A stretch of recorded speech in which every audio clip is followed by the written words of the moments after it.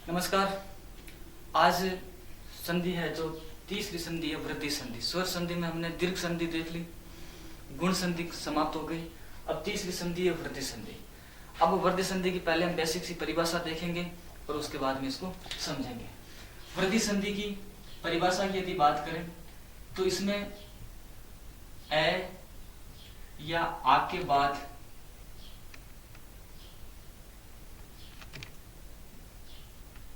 ए या आई हो तो आई हो जाता है।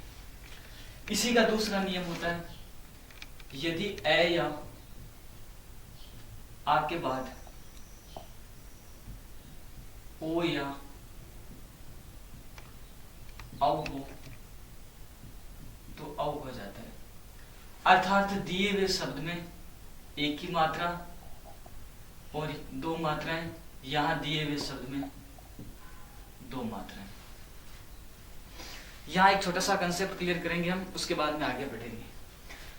जैसे हम स्वर लिखते हैं ए, आ, ई, उ, ए, आई, ओ, औ। अब इसको समझें। इसी तरह से हमने कै स्वर मिलाकर अगर हमने लिखा है कै, का, की, कु, के, कई, को और कौ। अब आप ध्यान रखें आखिरी चार पर, ये तो हम साधारणतः इनमें कोई फर्क नहीं होता। जैसे ए की साइलेंट स्वर है, ए साइलेंट है, आ की मात्रा आ गई, ई की छोटी मात्रा आ गई, ई की बड़ी मात्रा आ गई, ऊ की छोटी मात्रा आ गई और ऊ की बड़ी मात्रा आ गई। अब आपकी दिक्कत आएगी इन चार स्वरों में। और कैसे दिक्कत आएगी, जैसे पीछे दिक्कत आई है उसके आधार पर बता रहे। देखिए आपको मैं यहां से बता देता हूं इतने स्वरों। अब हम इनको देखेंगे। इसके बाद में बना के, कई, को और कौ। देखिए अब यदि मैं इस कै के अंदर ये ए हटा दूं तो ये कै हटा दूं तो ये औ की मात्रा है। जैसे यहाँ औ की मात्रा है वैसे के वैसे कै में ये औ की मात्रा आएगी, बिल्कुल ठीक आएगी। इसी तरह से ओ में ए हटा दूं और यहाँ कै हटा दूं तो ओ की मात्रा है जैसे कि जैसे ये, जैसे यहाँ पे को हुआ उसी तरह से यहाँ पे ओ हुआ, उसी तरह से यहाँ पे को हो जाएगा। यहाँ इन दो वर्णों में देखें, अगर हम ओ और औ को देखें तो थोड़ी सी दिक्कत ये आती है कि हम ओ और औ को जब इस तरह से लिखते हैं, ओ पर एक मात्रा लगाते हैं ये, और यहाँ पे हम लगाते हैं दो मात्रा। यहाँ एक मात्रा लगाते हैं, यहाँ एक प्लस एक कितनी हो गई, दो मात्राएं।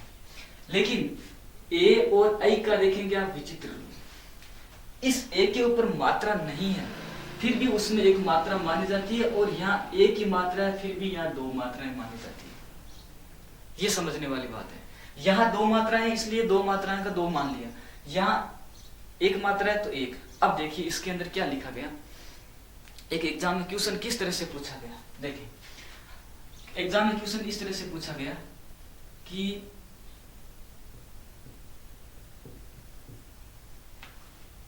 सदैव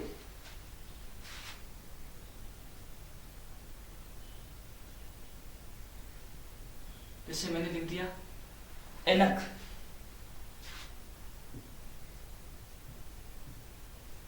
तथेव। इसी तरह से एक नाम लिख दिया वसुदेव। अब आप इनमें देखेंगे दो दो मात्राएं हैं, तीनों में दो दो मात्राएं, इसमें एक मात्रा है।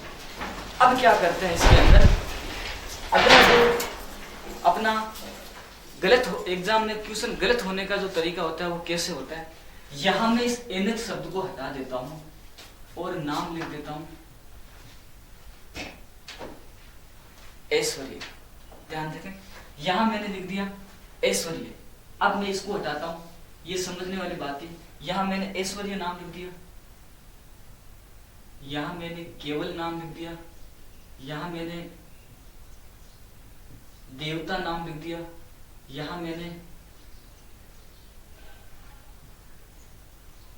खेलता क्रिया का नाम लिख दिया। अब एग्जाम में क्वेश्चन द्वितीय श्रेणी शिक्षक भर्ती में हिंदी के पेपर में ये क्वेश्चन, उदाहरण अलग थे, मात्राएं यही थी। उसमें यह पूछा गया था कि निम्नलिखित में से जो 4 विकल्प दिए गए उनमें से एक भिन्न मात्रा वाला विकल्प है। आदि में भिन्न मात्रा है।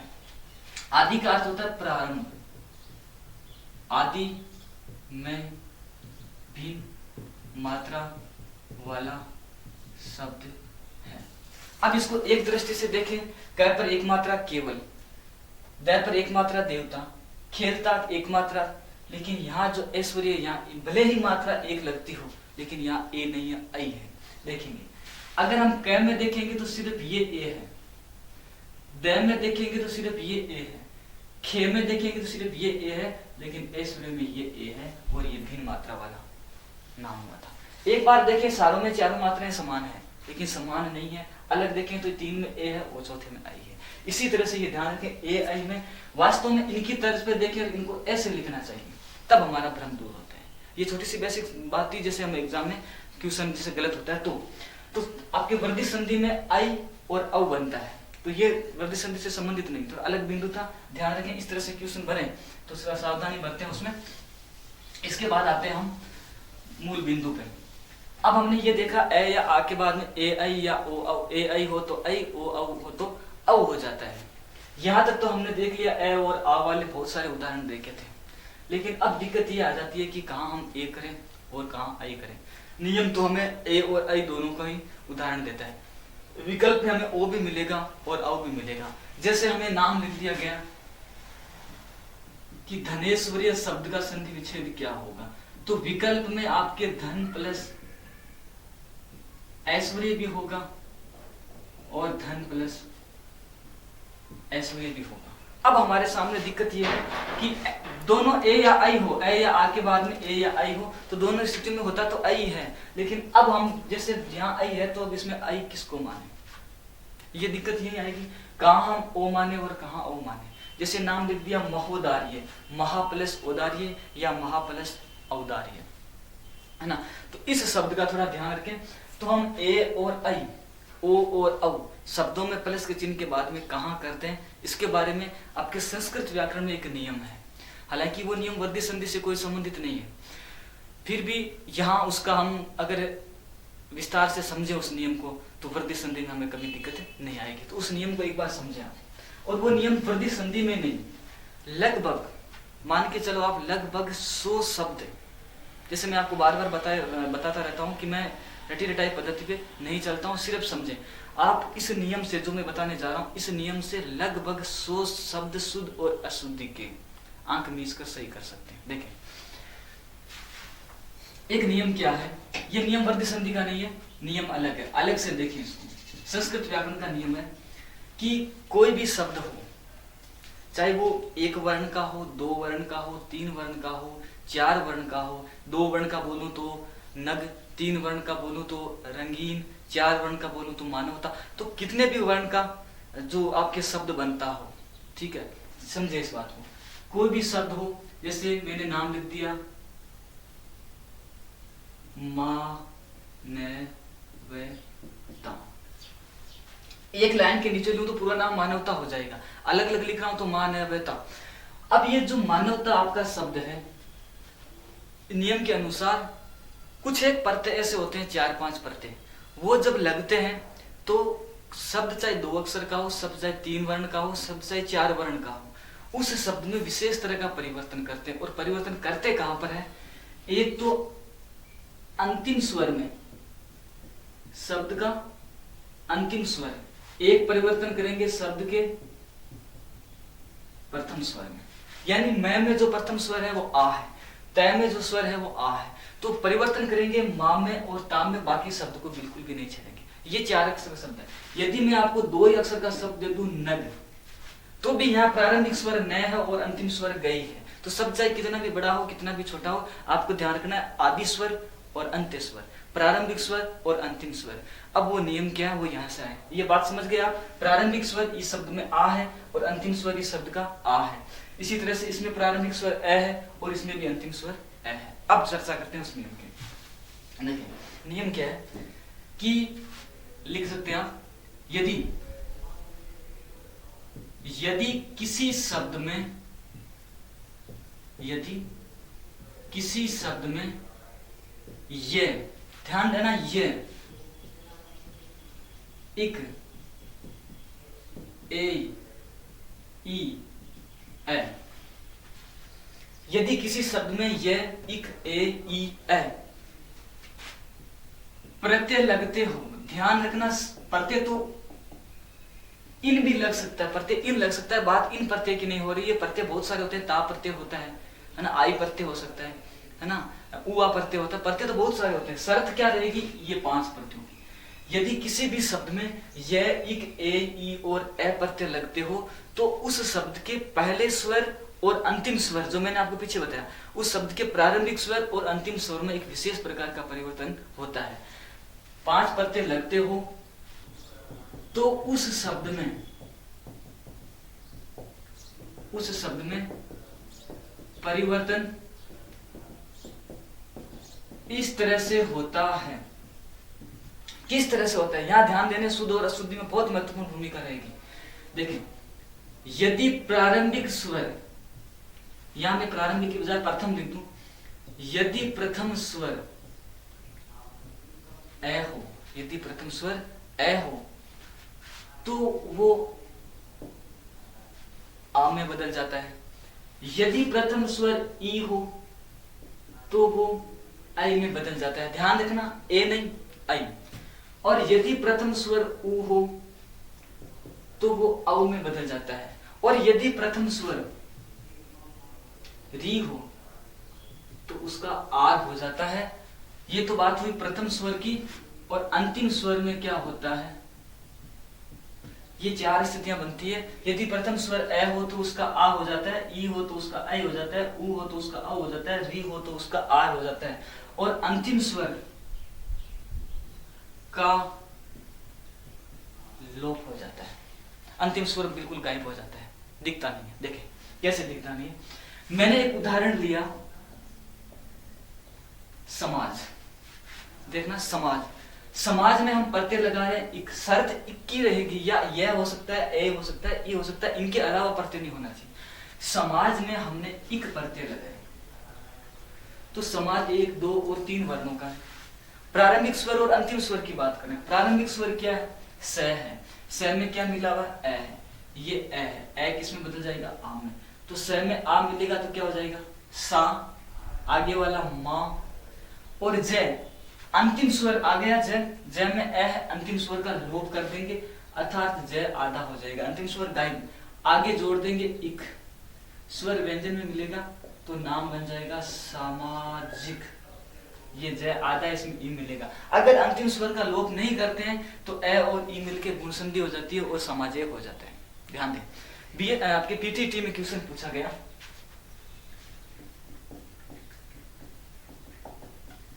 ऐतिहासिक,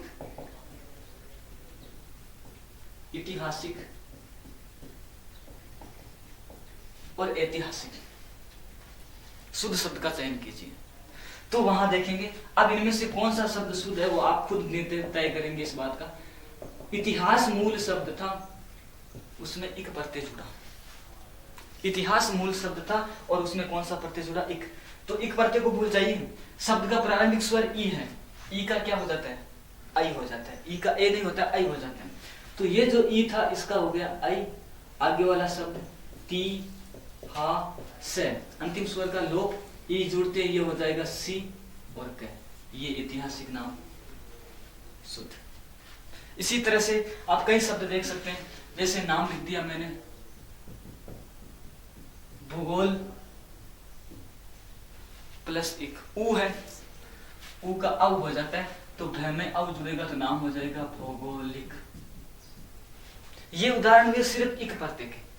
अब मैं उदाहरण ले रहा हूं यह प्रत्यय का, ध्यान से देखें। जैसे नाम आ गया सुंदर प्लस ये, प्रारंभिक स्वर ऊ है, ऊ का औ हो जाता है, न, द, रे आधा।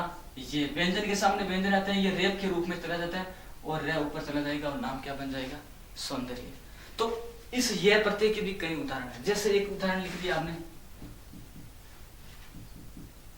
चणक प्लस ये, चणक प्लस ये। अब चणक प्लस ये है, अंतिम क का लोप हो जाएगा, ए का आ हो जाएगा, ये जुड़ते ही नाम बन जाएगा चाणक्य। आई नहीं समझ में बात। इसी तरह से एक बहुत ही महत्वपूर्ण शब्द ले रहा हूं, महात्मा प्लस ये, महात्मा प्लस ये। अंतिम स्वर ए है, इसका आ हो जाएगा मा हा ते आधा। अब देखो अंतिम स्वर का लोप होगा तो मैं भी आधा और सीधा ये जुड़ जाएगा और नाम बनेगा महात्मा।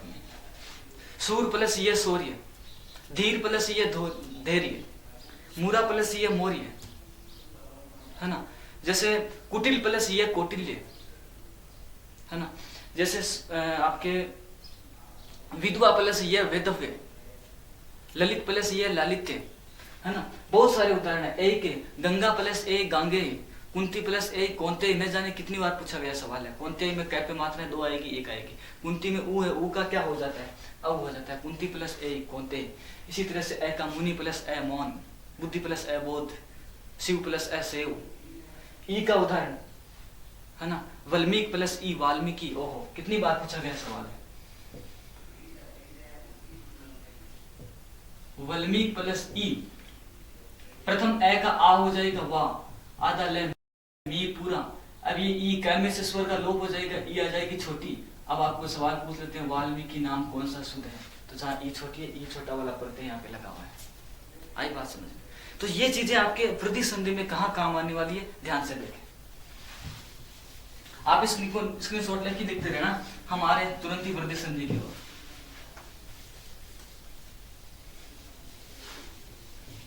देखिए वृद्धि संधि में भी यही दिक्कतें आएगी, कहाँ हमें ओ लिखना है, कहाँ हमें ऊ लिखना है, कहाँ हमें औ लिखना है ना। तो यहाँ प्लस के चिन्ह के बाद में ए या औ होगा।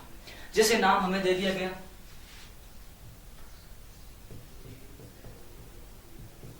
स्वैच्छिक, यहाँ पे आई आ रहा है, ये आई अलग निकाल दिया हमने। इधर शब्द बचा आई निकालने के बाद स्व, आगे शब्द बचा छिक। आई किससे बनता है, ए या आ के बाद में ए या आई हो, तो स्व होगा या स्व। तो साधारण सी बात है स्व, यहाँ ए ले लिया, ए या आ में से आगे ए या आई। अब आपके सामने सवाल ये है कि ऐच्छिक नाम ऐसे होगा या ऐच्छिक नाम ऐसे होगा। तो अपने नियम का इस्तेमाल करें। इसमें मूल शब्द क्या है, तो इस शब्द में मूल शब्द है आपकी इच्छा। इच्छा शब्द में इक प्रत्यय लगा है, तो इक प्रत्यय के प्रभाव से ई है वो आई में बदल जाता है और अंतिम आ का लोप हो गया, ई जुड़ गया ऐच्छिक, और यहाँ ये नाम है स्व प्लस ऐच्छिक, सही हो जाता है। अब बताओ नियम काम आया या अपना समझने का तरीका काम आया, समझने का तरीका काम आया। इस तरह से अगर आप करोगे तो, नहीं तो ए और आई दोनों ऑप्शन रहेंगे आपके सामने। बहुत शानदार क्वेश्चन देखिए, हमें दे दिया गया महोदार्य शब्द का संधि विच्छेद कीजिए। महा प्लस औदार्य और महा प्लस औदार्य दोनों रहेंगे। महा प्लस औदार्य, महा प्लस औदार्य, दोनों विकल्प हैं। लेकिन औदार्य जो औदार्य है इसका मूल शब्द है उदार प्लस ये प्रत्यय के प्रभाव से वो पांचों में से आ गया, ऊ का औ हो जाता है, नहीं कि ओ, इसलिए सही हो गया महा प्लस औदार्य। शब्द देखिए धनेश्वरी,